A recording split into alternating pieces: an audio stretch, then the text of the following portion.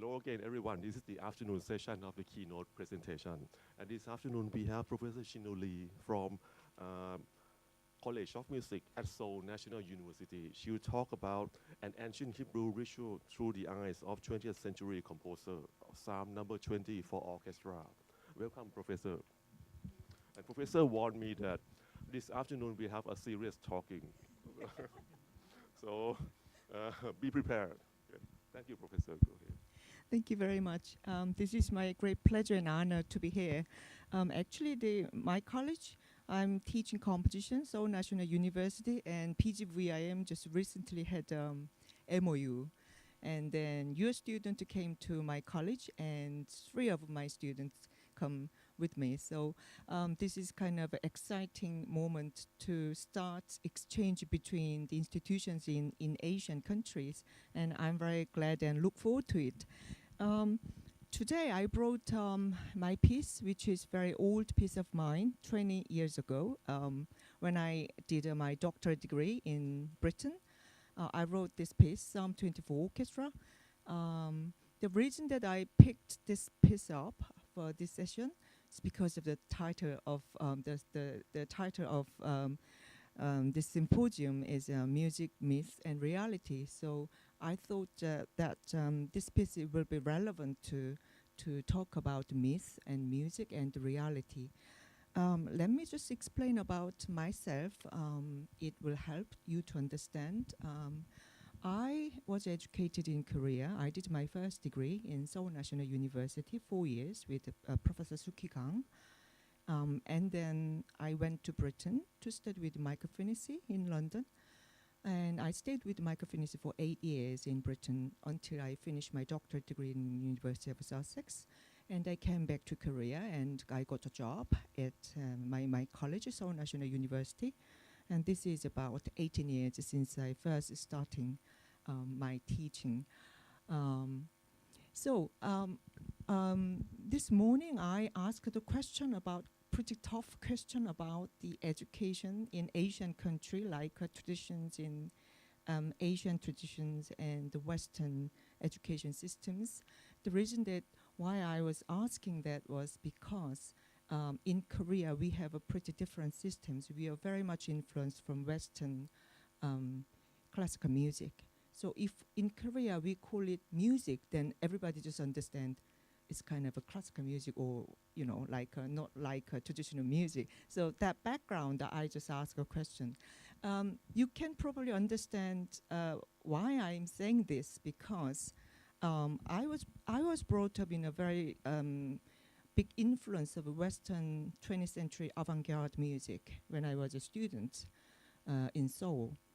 And until I finished my degree in Britain, I was under that influence of the European avant-garde, very experimental music. And then after coming back to Korea, I started considering about my identity as a composer. So that piece will be kind of directions for me, how I can take my next step and how I can cope with the materials and ideas. Okay, I thought it's kind of an official conference, so I just provided the full text, so I'm going to read it. Okay. I will divide the time up 10 minutes to read that text, and then 20 minutes to play my music, because without knowing the music, it's pointless to talk about. Okay.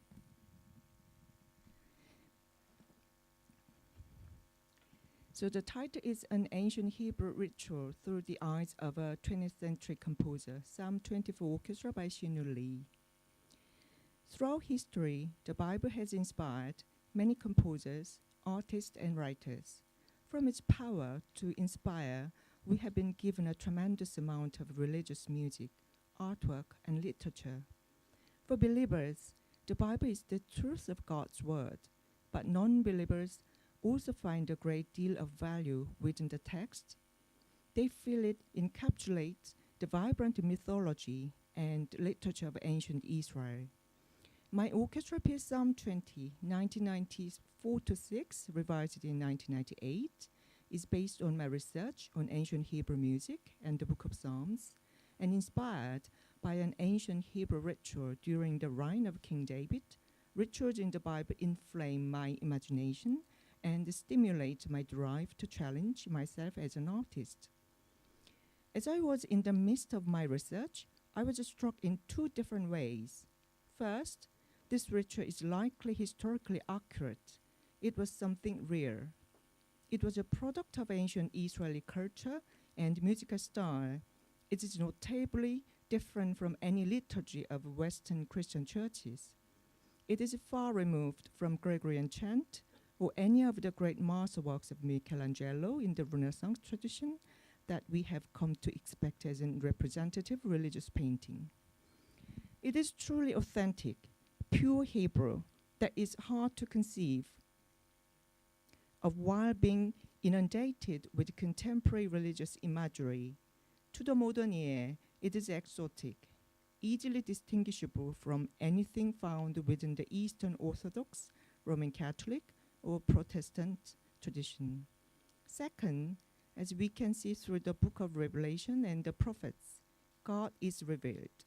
God is revealed from heaven among heavenly rituals. These scenes are gigantic and extraordinary, spectacular and mysterious. It is about an invisible, transcendent world. This dichotomy in biblical rituals offered me unique insight that determined how I proceeded with my composition. Musical parameters such as material, texture, timbre, orchestration, and so on were informed by my research on ancient Hebrew music. However, the dimension of impact of the piece were more influenced by ritualistic scenes from the book of Revelation and the prophets. Psalm 24 Orchestra was initiated by a wild imaginative moment, as if I traveled back to the period of King David and observed the gigantic scene of this ancient Hebrew ritual from the shadows and bore a witness to it using contemporary compositional techniques and the resources of a modern symphony orchestra. In order to vividly deliver my impression of this ritual from antiquity, I spent half a year researching ancient Hebrew music and the Book of Psalms. This piece is composed of two contrasting movements. It references predominantly the 20th Psalm of David in the Old Testament. This psalm was written in 1010 BC in a period of war against the Ammons. This psalm is a ritual performed when the Hebrews expressed their desperate prayer to God right before King David went to the war. The psalm text is set to the melodies in my piece, meant to imitate the voices of singers, though no voices are used. They are based on musical characteristics discussed in La Musique de la Bible, révélée by Susan Haig-Ventura. In particular, I referred to Haig-Ventura's Psalm 27, which explores a similar theme to Psalm 20. So you can have examples of example 1, melodies by Susan Haig-Ventura, and then example 2 is my own setting, imitating the pitch characteristics and the rhythms, and then you can find a similarity between two texts. Okay, next page. The melodies in which the whole text of Psalm 20 is set are incorporated into other material. According to Avnery and many parts of the Bible, the shofar, horn of the ram or ibex, and a silver trumpet were used in a period of the ancient Hebrews for the purpose of signaling, calling upon the help of God in times of war. So example 3 is kind of a signaling purpose, brass signals by the dictionary, like Musique dans la Bible. And then reference to it, I used my own melody setting. Example 4, the signals on the trumpet in Psalm 24 Orchestra. So you can also see the similarity between two texts. Those two types of materials, the melodies and the brass signals, are juxtaposed with each other. The melodies are developed through different types of texture. It starts heterophonically and soon increases in intensity and developed into a multi-layered polyphony. The orchestration evokes the unique timbre and style of musical instruments in the Bible, along with ancient Hebrew singing conventions. Hebrew singers compress their throat with their hands in order to produce a shrill, vibrating, nasally tone. So I'm going to play the first movement. Actually, this was not the first version. Actually, when I first wrote the piece, it was totally different, very nothing to do with the ancient Hebrew music. And when I actually showed it to my teacher, Michael Finney, he just said that, go back to the library and read it, read it about the ancient Hebrew music and Book of Psalms. So that was the starting point, and I just throw all my idea away, and then I started with open-minded and researching ancient Hebrew music. So you shouldn't imagine my musical style is something like this. This is all based on my research. Okay, I'm gonna play the first movement, and you can follow the next page, the setting. The melody setting is very simple, brass signals and melodies and brass signals and melodies, something like this. And then you can find that the texture, orchestra texture will be changed. I have brought 2 scores, and probably your students, anyone's interested, and you can look at it. Okay. So sound is very simple, but the way the composer work with is not very simple and need a time and energy and effort. Okay. So it's about 6 minutes, and enjoy.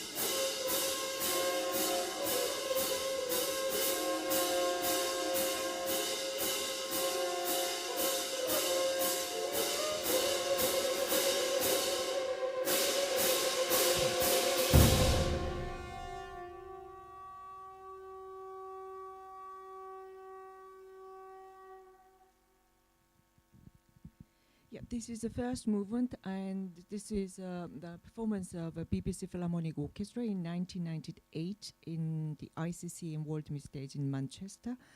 Actually, the first version was performed in Jerusalem Symphony Orchestra, and I found the two way of performance is very different.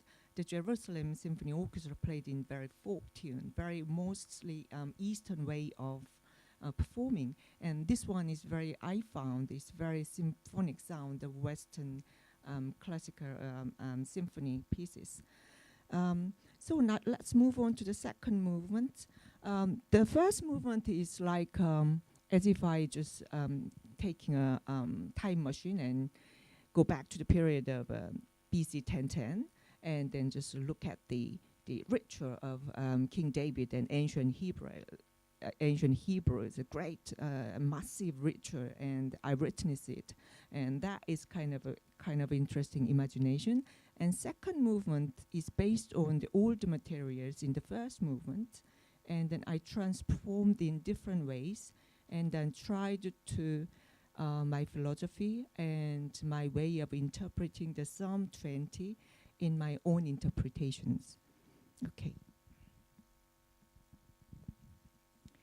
The second movement deals with the reality of a human life from the viewpoint of a modern Protestant believer. Material from the first movement is deconstructed and reformed into 3 fragments and reordered, using different vertical and horizontal combination of notes and ornaments. So you can find the example 5, there's analysis on the trumpet tune of the first movement, and then I separated pitches, rhythms, and make a new combination so that it's like ingredient is the same, like a carrot or peanuts, same ingredient, but shaped in different way. So second movement is like this. So there are 3 fragments. 3 fragments are devices that symbolize the following. Fragment 1, a trio for bassoon, horn, and viola. This is a combination of instruments that is rarely used as a cohesive soloistic unit in the orchestra. It symbolizes a human weakness and imperfection. So you can hear the bassoon, horn, and viola, which is rarely used in the orchestra as a solo instrument, which is crazy to pick up 3 instruments in the symphony, large symphony orchestra. So that is my intention, to symbolize a human weakness and imperfection. Fragment 2, chords orchestrated using various combinations of the instruments of the orchestra are soon developed in a strong tutti attack in forte. The pitch material used is comprised of the melodies of the first movement, vertically arranged. The fragment symbolizes human life, tangled in unexpected hardship, suffering, and crisis. So it's like melodies, the horizontal melodies is set into the vertical chord. So that every chord that you listen to, it's orchestrated in different way using wind, brass, and the bottom note and the top notes with the piccolo. So it's all from the first movement material of the melody. The fragment 3, combinations of notes and ornaments. The material of the first movement is deconstructed and reformed in various fragmentary gesture. Like the second movement, it symbolizes human life in unexpected hardship, suffering, and crisis. So it's like a more fragmentary kind of things in the fragment 3. So that is example 8. These 3 fragments are presented in order at the beginning of the piece, but gradually mix with each other in a multi-layered vertical superimposition. The trio grows in intensity, featuring unison with instrumental groupings. This eventually transitions to the brass signal of the first movement, a prayer of an ancient Hebrews to their God of Israel in times of need. This herald enters at the very end of the piece, just before the last section. This moment seems to proceed to a victorious finale as a trio material increases in clarity against the 2 other fragments that are fading away. However, after thrice repeating the trio passages in unison, the piece ends with a massive, destructive, extremely dissonant final attack. One's suffering and troubles in life do not end, though a sincere Christian faith. I wanted to treat the text through the lens of reality. So here we go, the reality. I didn't put the victorious finale at the end, like a victory, and we won. I didn't do it. At the end, it's very depressive final attack. It's like sufferings coming over and over and again. So I stood up in the reality when we live in this world. Although we have kind of belief and faith in every religion, so it's not very easy. So my interpretation of the second movement is based on the reality. So now I'm going to play the second movement because we do not have enough time, so I will just cut in the middle.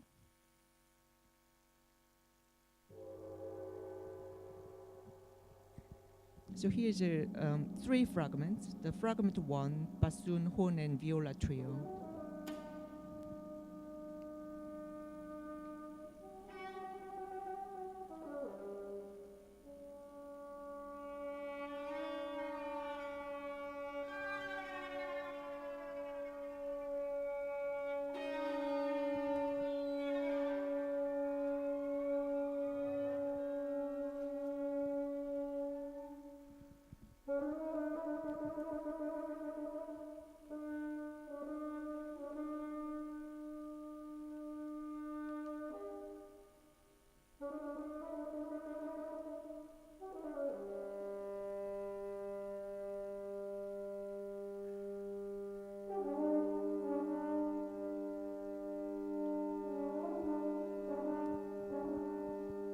So you can hear the older materials is from the first movement. Nothing new, but in different shapes.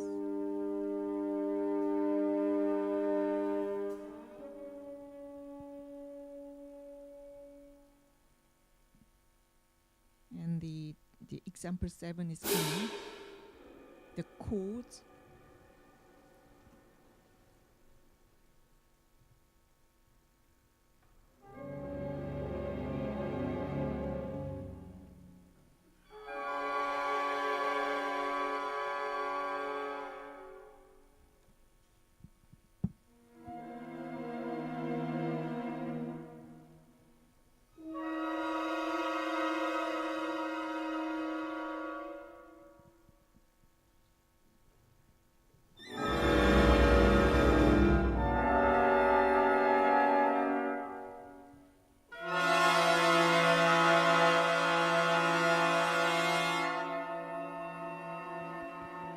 Third fragment is coming.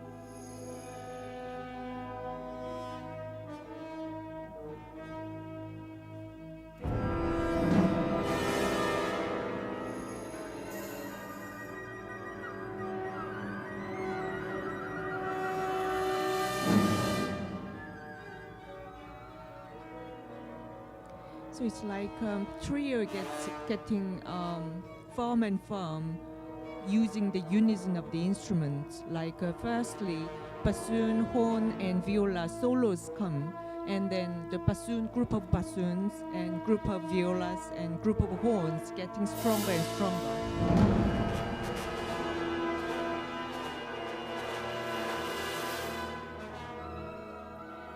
So it's like a bassoon trio is fighting two other massive attacks and the duties.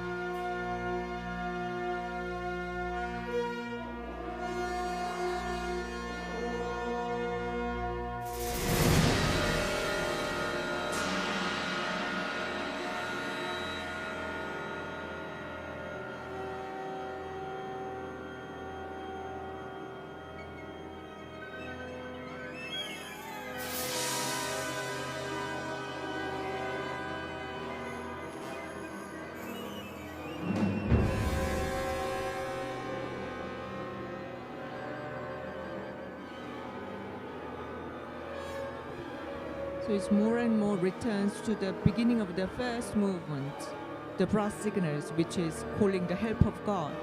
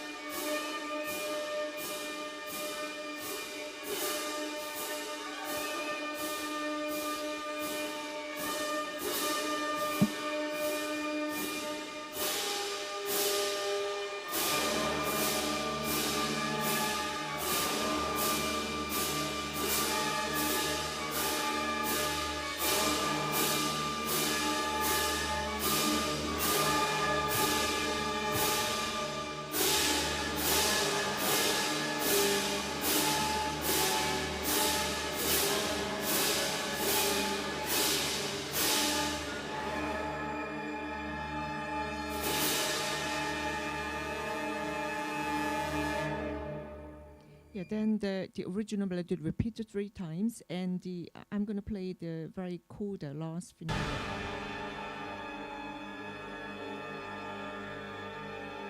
Sorry.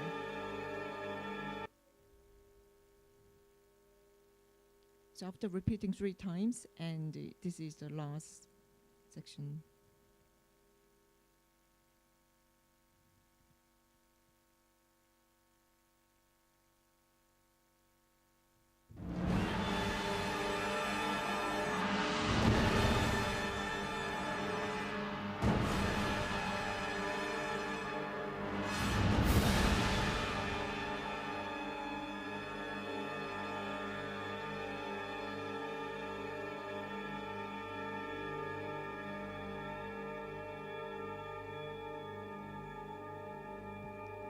You can listen to the whole piece in YouTube. You just simply write my name, type my name, then you'll find out some pieces of mine.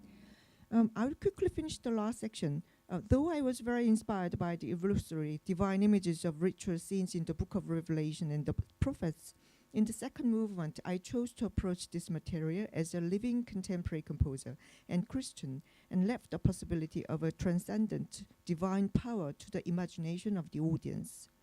It is understood that Rembrandt painting reflects sincerely the existence of God, though there is not any direct depiction of God's existence within his art. My focus was on consistency through repetition and slight changes in texture found in the trio against massive and destructive passages. This is not developed further, instead becoming resolute in melody and clear in texture in message that delivers verse 7 and 8. Some trust in chariots and some in horses, but we remember the name of the Lord our God. They are brought down and fallen, but we are risen and stand upright. Psalm 24 Orchestra provides the perspective of a non-Westerner within the recognizable context of a modern symphony orchestra. I feel the characteristics of ancient Hebrew music are closer to and share a kind of kinship with Korean traditional music than the sacred music of the West. I hope this piece sounds entirely different from any Western Christian liturgical music.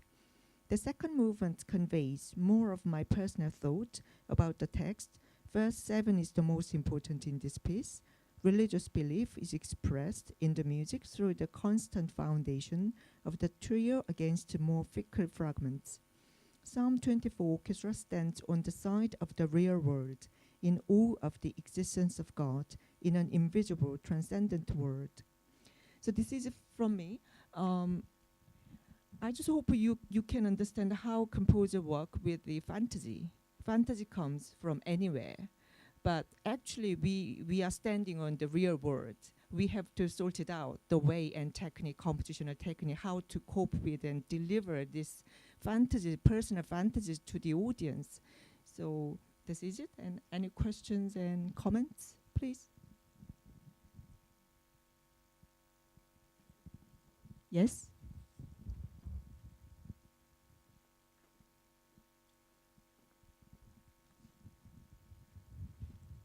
Thank you. I'm a composer from the Philippines, Okay. and I'm a Christian too, so I find your piece really interesting. Thank you. I just want to know your personal view about as a composer. So if we follow the history of musical styles, we can see that the musical styles in the past years ago, they used to last more than 100 years or longer. And then as the time passed by, we can observe that the lifespan of musical styles tend to go shorter and then shorter until now and Yeah. in the present day. We live now in a fast-changing world. Yes. And it is said in the Bible that some of the signs of the end times, like the catastrophes and wars and the pestilence, the earthquakes and etc.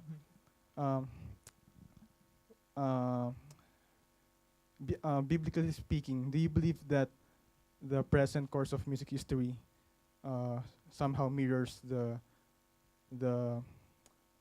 events that is happening around us? Do you believe that we are sort of getting to the end of the spectrum of the history of musical styles? It's a very tough question. It's very difficult to answer. You can probably know about the Messiaen's piece, the end of the time for the quartet. When he wrote that piece in the prison in the Second World War, I know.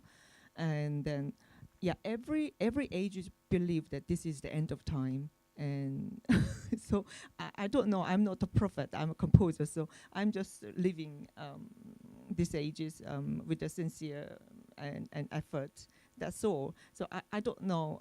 But I'm just I believe that every music, I mean, like liturgical music or any kind of secular music or sacred music reflects our life and our ages. And I found that this age is so quickly moving. So I'm very annoyed because sometimes I found that whether this is too old to write based on the Bible, which is it's like a multimedia and lots of kind of new things happening, and I'm still reading the Bible and writing pieces. And I found this sometimes I feeling like I'm living in 17th century or like a medieval period. But I think as a composer, we have to believe in our own confidence. What message, what I should aiming at deliver throughout my music, because so many music nowadays. If you open the Facebook, then everybody's just speaking something. Everybody's playing something. It's is really annoying sometimes. Just too much music actually. And I just found, shall I write another music because it's so noisy and loud, so many sounds. And what shall I write? So I found I have to deliver something which I really believe has a value in our life. So thank you. Any other question, please?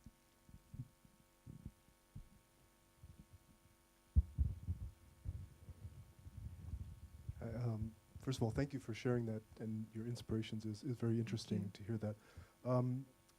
I was intrigued by something that you said about the performances. You mentioned 2 performances, Yes. one by, was it the Jerusalem Jerusalem Symphony Orchestra. Yes. Orchestra, and the other one took The place at the BBC BBC. Philharmonic, yeah. And you said that they were performed very differently. Yes. And I wonder if you could sort of give a little more explanation as to what made it sound differently, and perhaps as a composer, if you could talk to very specific details of how you might render those things differently. Thank you. Yeah, actually, at the first performance of Jerusalem Symphony Orchestra, that was my honeymoon. My husband and I went there, and it was just great to listen to the Psalm 20 performed by Jerusalem Symphony Orchestra. And I marked the tempo, which is from like 60 to 120, which is very slow and faster. You can play, you can choose. So that the conductor chose very fast, like a drum, ba-bam, not like this, a drum, ba-dum. It's very quick. I think that performance was closer to my imagination, my original imagination. And the second one, the BBC Philharmonic performance, is very like a Western symphony orchestra sound, which is very slow and very specific, every meter and pulse. And I don't think they liked my piece because the 3 cymbal players play very loud, which is not possible in the modern symphony orchestra, like 3 cymbals playing together, which is really loud. So that piece was very different from the Western symphony pieces like Mahler or Bruckner or any other kind of romantic pieces. So I found that also interesting, but personally, I prefer the BBC Philharmonic performance. It has kind of dignity, maybe. It has kind of power and depth, more depth and philosophy. I think it's because of the tempo and all the detail. The thing is that I had a performance of about more than 5 times in Britain and Jerusalem and in Korea. I prefer the BBC Philharmonic ones the best. The reason is because every single instrumentalist's quality is great. So I can hear every sound in a very good balance. But some orchestra is like strings great, but brass I cannot hear. Wind very weak, something like this. So that as a whole shape is only the part of the shapes I can hear. So that is so. Well, I don't know. If you listen to the Stravinsky Lenores, it happening same. It's like a very Western way of performance and the very Russian folk performance. I both like it. Could I just ask you one sort of follow-up to that? Okay. Now, going back to the original source of this inspiration for this piece, which is this Psalm 20 that has a deep, long history. Which performance do you feel would represent what you sort of imagine the psalm had it been performed in the time of the Jerusalem Symphony one, the first movement. Okay. The second movement is BBC Philharmonic one because this is my personal interpretation. So. Okay, thank you. Thank you. Any other questions? Yes.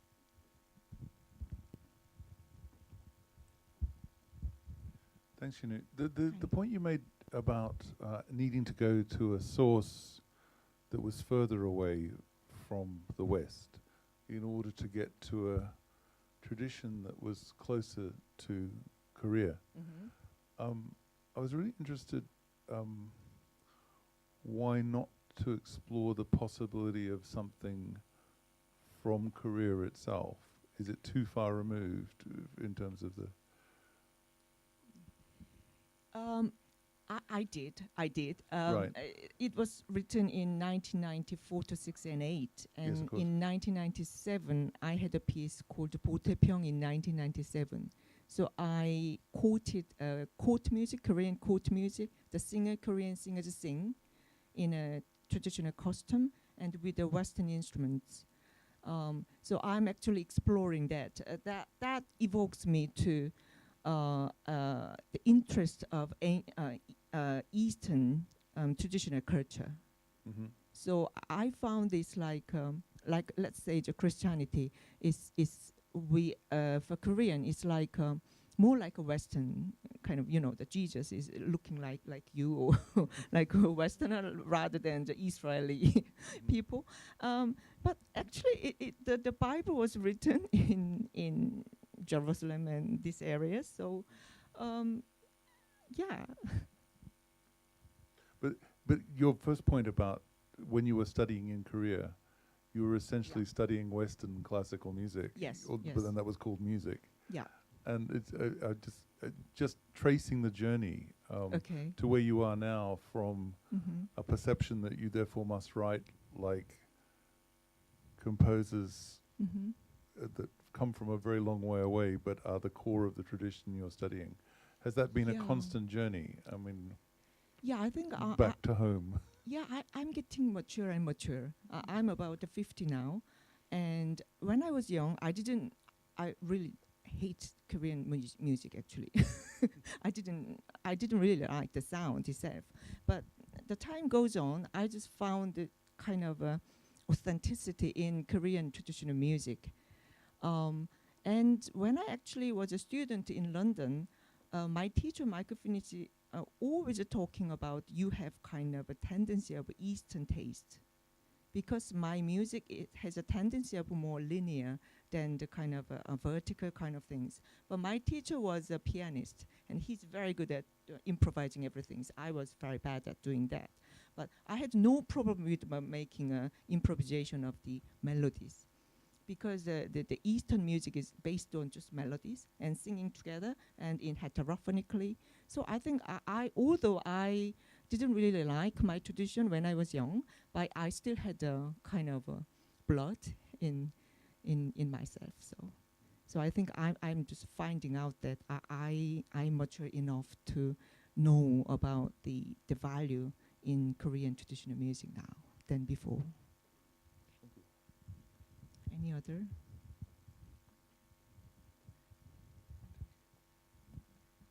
Okay, so exactly I did 45 minutes.